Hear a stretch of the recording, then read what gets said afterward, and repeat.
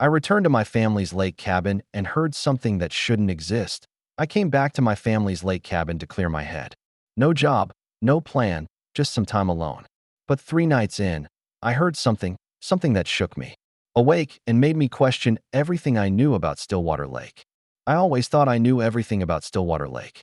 I'd grown up 5 minutes from its shores, fished in its waters, skipped stones across its smooth surface. Locals used to call it God's mirror.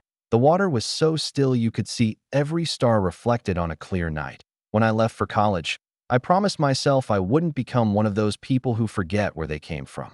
Turns out, I didn't have to worry. I came back, broke and directionless, 6 months after graduating to my parents had moved out of state, but the old family cabin was still in my name.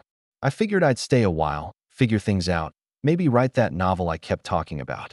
At least until I found a real job. It was late September when I returned. The air had that early fall chill, and the lake was quieter than I remembered. Not in a peaceful way, more like the silence of a room just after someone leaves it. Eerie. Watching it, I didn't see another soul for the first 2 days. Then, on the third night, I heard it. I'd just gone to bed, windows open to let the cool air in. Around 2 a.m., I jolted awake. At first, I thought it was a dream. But then I heard it again, faint, echoing from the direction of the lake. A deep, rhythmic sound. It reminded me of a massive drum, played underwater. The kind of sound that doesn't just reach your ears, but vibrates in your chest. Boom, boom, boom. I sat up, heart thudding. The cabin was dark. Myrtle, my cat, was curled at my feet, ears perked up, eyes fixed on the window. I got up and walked to the porch. The lake was still. No wind, no ripples, just that sound, pulsing softly beneath the surface. Boom, boom, boom. I should have gone back inside, closed the door, locked it. But something about the noise, something almost musical, pulled me toward the dock. I crept to the edge. The wood creaked under my feet. That's when I noticed the bubbles. They were rising from the center of the lake. Small at first, then larger. A perfect column of them, as if something enormous were breathing just beneath. I held my breath. Then the sound stopped. All at once, just silence. I waited a minute. Maybe two. Nothing. No bubbles. No drumming. I exhaled and backed away. I must have imagined it. A fish, maybe. Underwater vents. I knew lakes had weird acoustics. That had to be it, right? But when I turned to go back inside, I saw it. A set of wet footprints, leading from the shore, across the dock, toward the cabin, and they weren't mine. I didn't sleep that night. I stayed up in the living room, lights on, Myrtle curled in my lap like a furry alarm system. Every creak of the cabin made me flinch. I kept checking the windows, the doors, all locked. Nothing outside, just the lake, motionless under a waning moon. By morning, the footprints had dried up. I checked the dock, the shoreline, even the gravel path leading to the woods behind the cabin. Nothing. No marks. No evidence anyone had been there. Still, I couldn't shake the feeling of being watched. I tried to be rational. Maybe a raccoon had come up from the lake. Maybe the bubbles were gas escaping from decaying matter. Maybe the sound was some natural acoustic effect. But raccoons don't leave human-sized footprints. Around noon, I drove into town. Stillwater wasn't big, just one main street lined with shops, a diner, and the town library. It was the kind of place where people remembered your name. Even if you hadn't been around for years. I stopped by the library and asked about books on local history and folklore. The librarian, Mrs. Keene, raised an eyebrow. Something catch your interest? Just the lake, I said. I've been hearing things at night. Strange sounds. She gave me a look I couldn't quite place. Sympathy, maybe. Or worry. You might want to talk to Harold. Comes in Tuesdays. Used to be a park ranger. He's got stories. I thanked her and checked out a few old volumes. One was a collection of local legends. I skimmed it back at the cabin, but nothing stood out. No lake monsters. No hauntings that night. The sounds returned. I woke again at 2:04 a.m. Same rhythm. Boom. Boom. Boom. I grabbed my phone this time and hit record. Then I went to the window. The lake looked exactly as it had the night before. Still. Black. Bubbles rising slowly in the center. Then something changed. The water broke. Not violently. Gently. Like something large was pushing up through it. I squinted, trying to make out the shape. It looked almost like a head, but too large. Too smooth. And then, the sound stopped again, and the shape vanished. I stayed frozen at the window for what felt like hours. The drumming didn't come back. But as I turned to sit down, Myrtle hissed. She was standing on the back of the couch, fur raised. Tail puffed. I followed her gaze to the front door. There was a knock. Three slow, deliberate taps. I didn't move. Another knock. Then silence. I tiptoed to the door and looked through the peephole. In 01. Just the empty porch. And beyond it, the lake. Still as glass. But I swear, just before I looked away, I saw ripples spreading from the shore. Tuesday came, and I was at the library right when it opened. Mrs. Keene greeted me with a knowing look and nodded toward a corner table where an older man sat with a stack of newspapers and a thermos of coffee. Harold looked up as I approached. "You must be the fella asking about the lake." I nodded. "Heard you might know some stories." He motioned to the chair across from him. "Plenty. Most people don't want to hear him." I sat and told him everything. The sounds, the bubbles, the footprints, the knock. He listened without interrupting, sipping his coffee like I was reading from a book he already knew by heart. When I finished, he leaned back and sighed. "You're not the first, you know. Every few years someone hears it, sees things, thinks they're losing their mind. But you're smart. You didn't go out in a boat." "What is it?" I asked. Harold glanced toward Mrs. Keene, then lowered his voice. "They used to say the lake was bottomless, that it connected to something deeper, something older. Old-timers called it the throat. Said it breathed, pulled things down. Things." He nodded. "Animals, boats, people." I thought he was joking, but he was dead serious. "I worked search and rescue here 30 years, he continued. "You'd be amazed how many folks vanish near that lake. No bodies, no wreckage, just gone. We blamed the currents. But we knew better." I felt a chill crawl down my spine. "Don't go in that water," Harold said. "And if it calls again, don't answer." That night, I didn't sleep. Every creak of the cabin made me jump. I kept the lights on. I didn't go near the window. At 2:03 a.m., my phone buzzed. A notification. New recording saved. 2:04 a.m. Duration 00 to 16. I hadn't set my phone to record. With shaking hands, I opened the file. Boom, boom, boom. Then something else. A voice, whispering, just one word, "Come." I didn't listen to the recording again. I couldn't.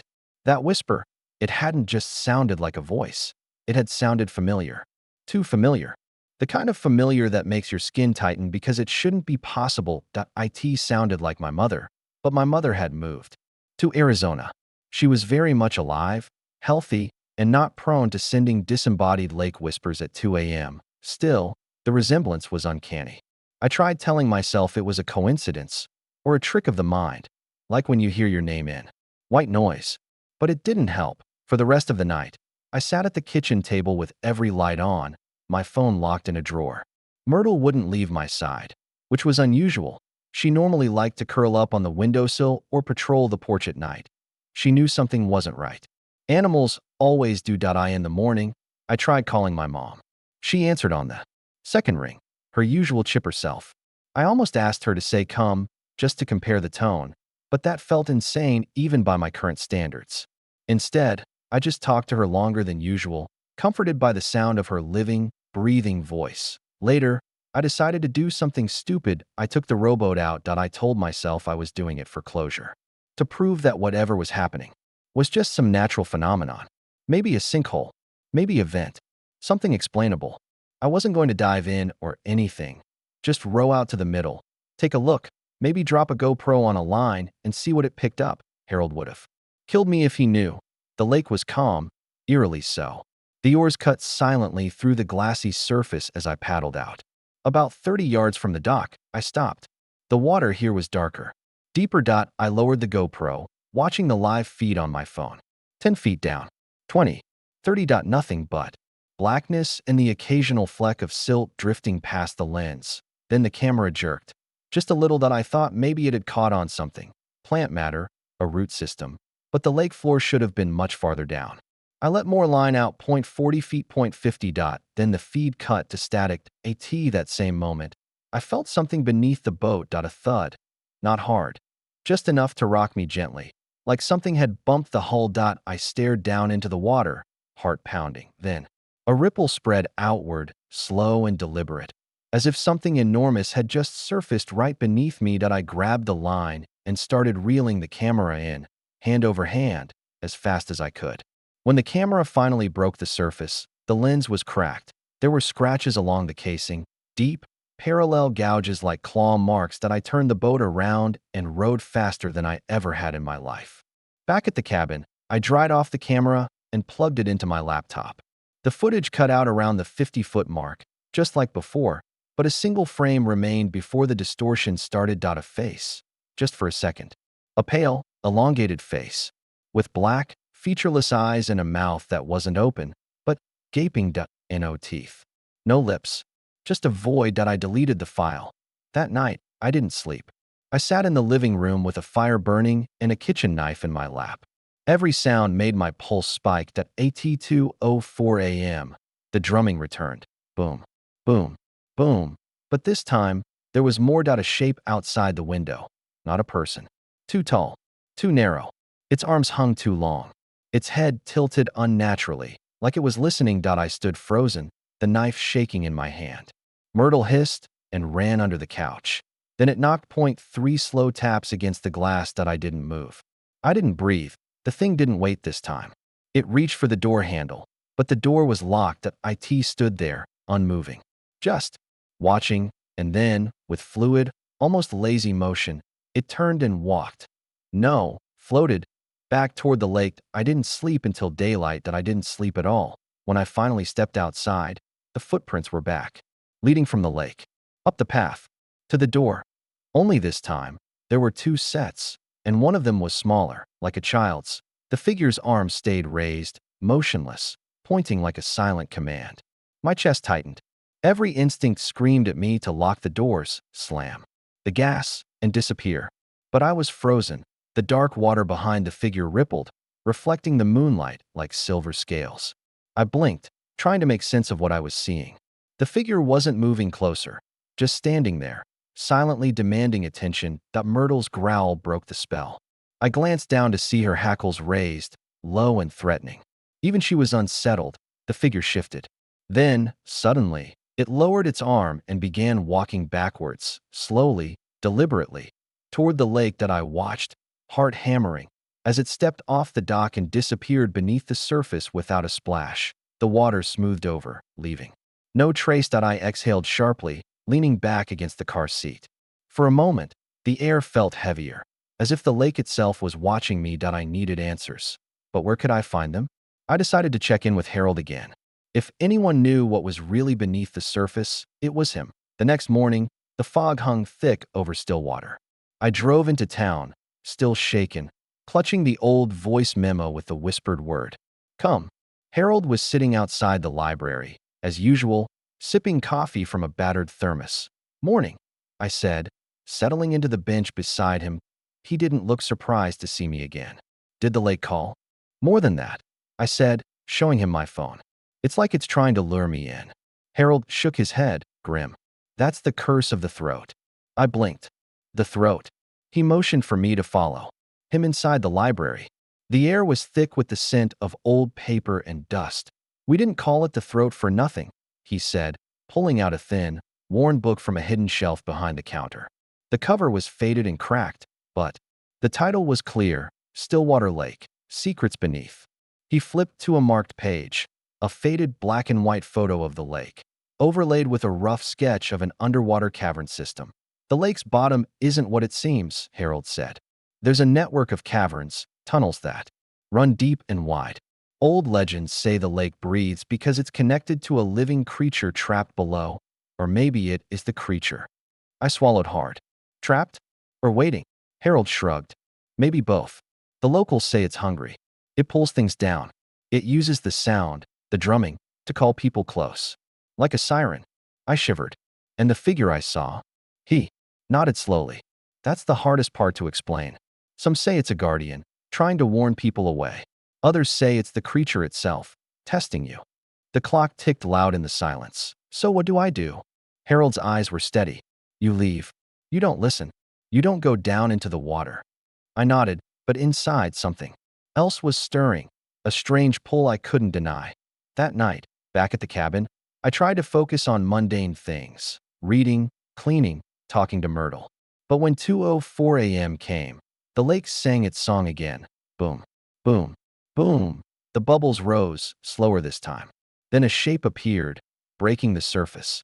Not the figure, but something larger, darker, moving just beneath. Suddenly, my phone buzzed.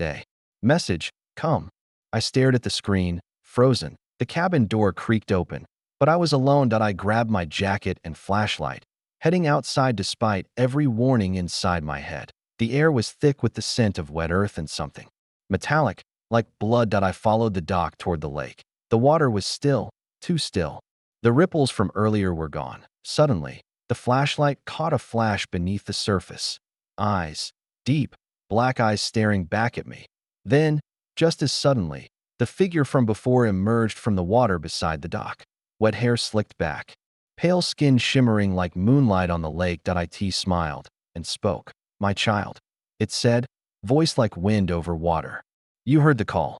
I took a step back. Why me? Because you listen, it said softly. Because the lake remembers you. And because it wants to speak. The creature gestured toward the water. Come, find the truth.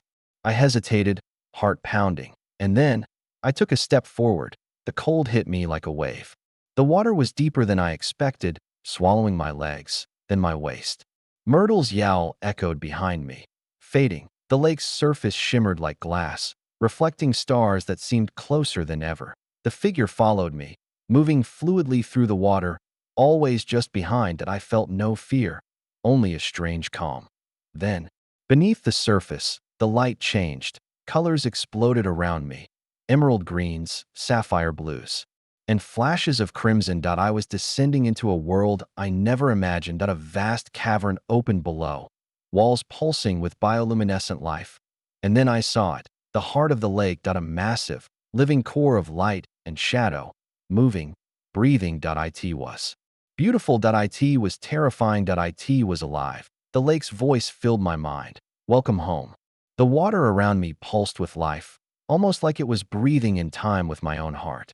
I floated, mesmerized, as the cavern's colors danced, a kaleidoscope of blues, greens, and reds that twisted and shimmered like flames frozen in liquid. The figure followed silently, just beneath the surface, its eyes gleaming with an ancient intelligence. It didn't speak this time, but I felt its presence as a steady, calming force. I wanted to reach out, to touch this living light, to understand it. But then, the calm broke. A low rumble vibrated through the cavern walls, shaking the water. The brilliant colors flickered and darkened as the light at the cavern's core began to pulse faster, throb, even, like a heartbeat accelerating into a warning. Suddenly, tendrils of shadow unfurled from the core, curling and twisting through the water like smoke in a breeze. The figure's eyes darkened. The water around me chilled. I was no longer alone. The heart of the lake wasn't just light. It was a balance, a struggle between something beautiful and something dangerous. Do you understand now? The figure's voice echoed in my mind. This is why it calls. This is why it waits. I could only nod, feeling the weight of millennia pressing down. The shadow tendrils coiled tighter, reaching toward me like claws. I panicked and kicked upward, breaking through the water's surface in a desperate gasp. The night air hit me like fire. I coughed and sputtered, my body trembling. Behind me, the lake stilled again, the glowing heart hidden deep beneath.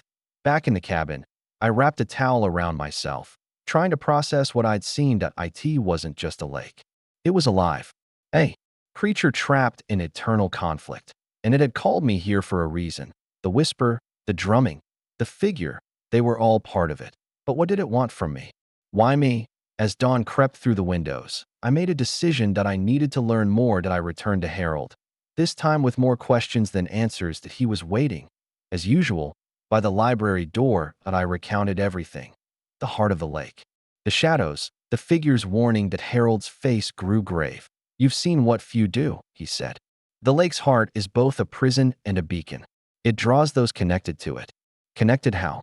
I asked. Harold paused, then pulled out an old, faded photograph from his wallet. It showed a young woman, standing on the lake's shore, smiling. Her name was Evelyn. She disappeared here 50 years ago. She was special. Some say her blood runs in your veins. I stared. Evelyn was my grandmother's name. You're part of the lake story, Harold said quietly. It's in your blood. I left the library haunted by the revelation. My family's history, entwined with this living, breathing lake. And now the lake wanted me that I wasn't sure if it was to save it, to join it, or something else entirely. But whatever it was, I couldn't run anymore that AT night. The drumming continued, sometimes louder, sometimes softer, and always the whisper, come. One night, I sat on the dock, staring into the black water. Myrtle curled in my lap, purring softly. The moon hung low and full. The lake shimmered. Then, without warning, the water erupted. The figure rose again, this time closer, more solid. It looked at me, eyes filled with a strange sadness. I am the keeper, it said, the guardian of the balance. The lake's heart is dying. Without balance, all will be lost. Help me. I swallowed hard. Help you? How? The figure's gaze pierced me. You must choose.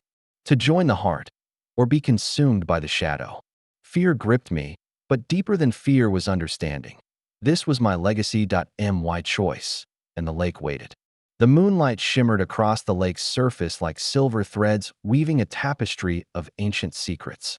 The figure's eyes bore into me, not with menace, but with a sorrow so deep it threatened to drown me. The lake's heart is failing, it repeated softly. The shadow grows stronger every day. Soon, it will consume everything. I stared at the water, the pulsing light beneath the surface faint but still visible. What happens if I refuse? I asked, my voice barely above a whisper. The figure's expression darkened. The shadow will claim you. Your family. The town. All who live by the lake. This is the cycle. The price of balance. I thought of the missing people, the stories Harold told, the whispers and warnings. It was no myth. It was real, and I was a part of it. My grandmother's name echoed in my mind. Evelyn. Was she one of the lake's guardians? Or a victim? Why? Me. I pressed again. Why did the lake call me now? You are the last. Your bloodline carries the gift and the burden. The lake waits for its keeper. The weight of the words pressed down on me. I felt the pull, stronger than ever, calling me to step into the depths, to merge with the heart, to become its protector. But the shadow lingered, a whisper of destruction in the dark. I closed my eyes and made my choice. The water welcomed me. This time, cool and enveloping. The figure led me deeper into the cavern beneath the lake, where the heart pulsed brighter. I reached out, and as my hand touched the glowing core, a surge of energy rushed through me. Visions, memories, and emotions flooding my mind. I saw the lake in its prime, a vast, living entity, peaceful and radiant. I saw the shadow creeping in, corrupting and consuming. I saw Evelyn, standing at the edge, choosing to become the first keeper to hold the balance. And now, it was my turn. The heart whispered promises of strength and knowledge, but also a warning. Once chosen, the bond is eternal. I opened my eyes to see the figure dissolve into light. Becoming one with the lake, I was alone now, but not lonely. The lake's heartbeat was my heartbeat. The shadow stirred, but I was ready. When I surfaced, the lake was calm again. The dawn breaking with a soft glow. I felt changed, part of something ancient and vast. The whispers ceased. The drumming stopped. Stillwater Lake was peaceful once more, for now, because the balance was fragile, and I was its keeper. I never left the cabin after that. I watched the lake, listened for its call, and kept its secret safe. Sometimes, when the night is still and the moon hangs low, I hear a faint drum beneath the water, a reminder that the lake is alive and always waiting.